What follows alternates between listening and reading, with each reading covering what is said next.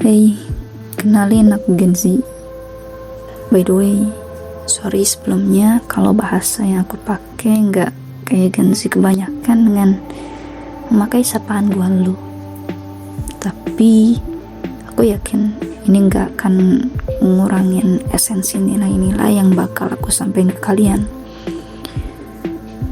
Aku dan kita khususnya generasi Zoomer atau Gen Z. Channel ini terbentuk karena aku agak khawatir karena banyak ngelihat opini-opini yang emang kurang enak ya terkait Gen Z. Ya, kebanyakan opini negatif dan hal-hal tempe Gen Z yang di-up oleh mereka generasi sebelum kita. Dan aku pengen channel ini bisa jadi support system bagi kita para Gen Z untuk bisa belajar dan pastinya mengaplikasikan apa yang kita pelajari, karena katanya kita ini banyak tahunya tapi cuma disimpan di arsip aja. Bener gak nih? Kalau emang bener, please yuk sama-sama kita ubah bareng kebiasaan yang emang buruk di diri kita, kritikan-kritikan dari generasi-generasi sebelum kita, jadikan itu semua sebagai bahan bakar kita untuk bisa melaju lebih jauh dan lebih baik lagi daripada sebelumnya. Oh ya, aku juga bakalan sharing ke kalian sedikit pengalamanku menjadi Gen Z selama kurang lebih 26 tahun. Kalau dihitung-hitung ya aku Gen Z 90-an, tepatnya tahun 1998. Kita Gen Z angkatan 97, 98, 99 adalah angkatan tertua dari Gen Z ini. Dan fakta gak enaknya nih, kita ini banyak ngorbanin sesuatu buat kalian Gen Z angkatan 2000-an. Bener gak nih abang-abang dan mbak-mbak 90-an? Nih yang pertama, kita khususnya Gen Z angkatan 97, 98, 99 di Indonesia ini lahir pada era revolusi dan terjadinya krisis moneter yang berdampak pada ekonomi, sosial, politik, dan keuangan Indonesia yang kacau banget saat itu. Tapi aku bersyukur. Kenapa? Karena dari cerita ortu aku nih, mereka itu emang ngalamin krisis moneter ini, tapi mereka malah beli-beli emas banyak. Salah satunya buat aksesoris bayi, ya seperti gelang, cincin, kalung, dan sebagainya. Untuk bayi siapa? Ya bayi ini, aku.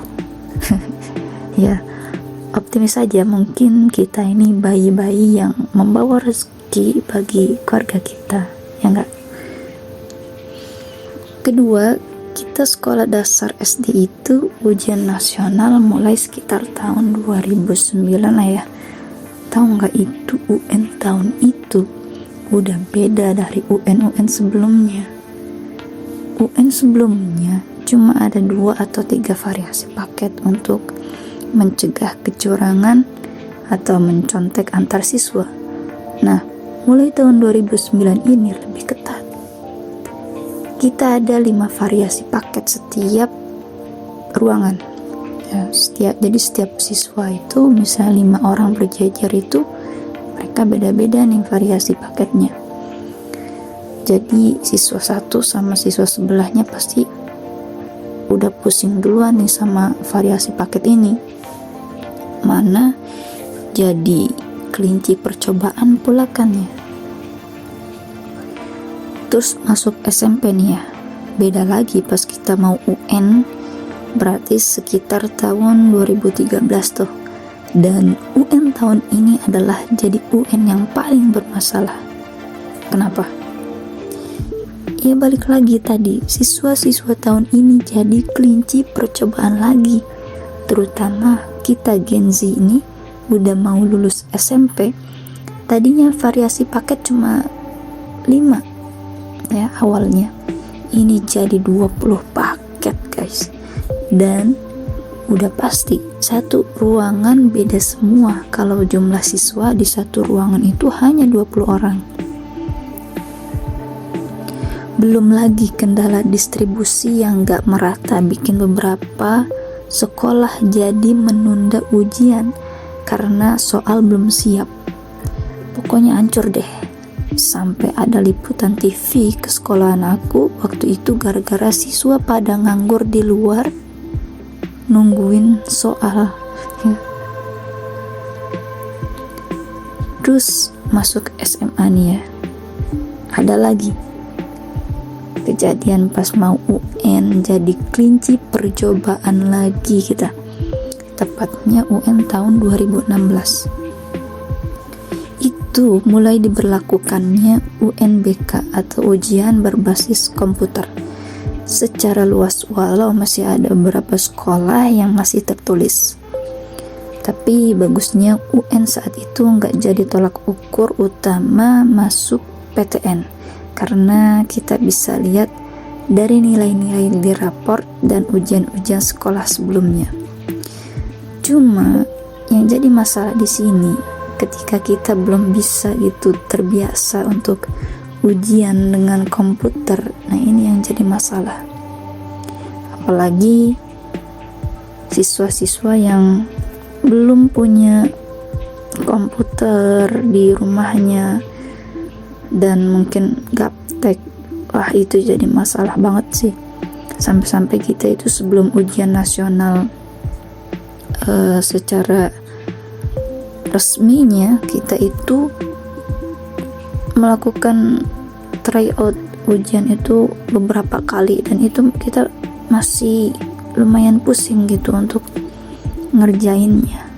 Jadi agak susah gitu untuk mencoba ujian nasional itu dengan komputer, karena kita itu angkatan pertama yang mencoba itu. Ya gitulah. Sekarang kita ke kuliah, masuk lagi nih kuliah, ceritanya S1 kan ya. Aku kira udahlah, gak ada drama-drama kelinci percobaan lagi.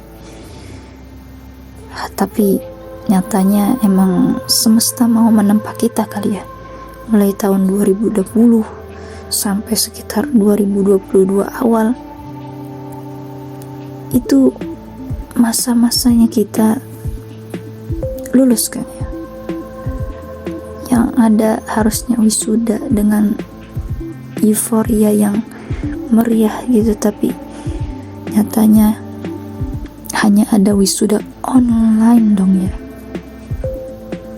karena masih masa-masa pandemi COVID-19.